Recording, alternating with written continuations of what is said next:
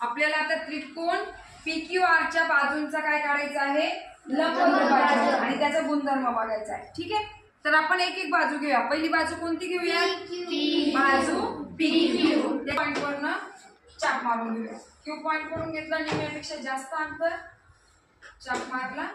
आता same P point वरून अंतर न बदलवता आपल्याला चाप मारायचा आहे, आणि हे काय करायचे आहे, जॉईंट करायचे, म्हणजे जोडायचे आहेत. अगदी ॲक्युरेट जोडा, म्हणजे आकृती चुकणार नाही. ओके, याला बाणाचं खून करून. आता QR Q पॉइंट वरून आपल्याला निम्म्यापेक्षा जास्त अंतर घेऊन चाप मारायचा, एकदम हलक्या हाताने मारायचा, आणि R पॉइंट वरून पण सेम अंतर न बदलवता मारायचं आहे. आणि हे काय करायचे, पुन्हा एकदा जॉईन करायचे आहे.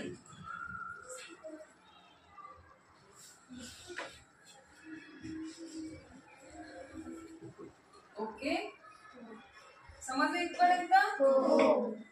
इथे आपल्याला लंब मिळाला.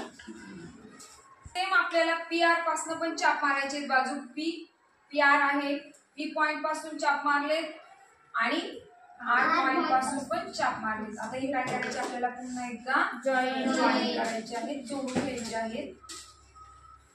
बघा, एकदम ॲक्युरेट जोडा.